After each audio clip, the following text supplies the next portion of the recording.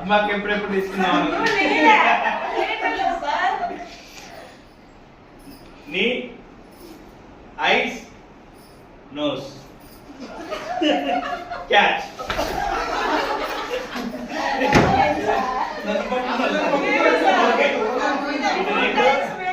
నాలుగు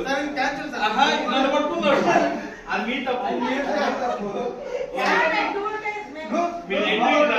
ఓకే ఈ టీం గెలిచారు ఫస్ట్ టైం నెక్స్ట్ ఐస్ ఇట్రా నోస్ నీ ఐస్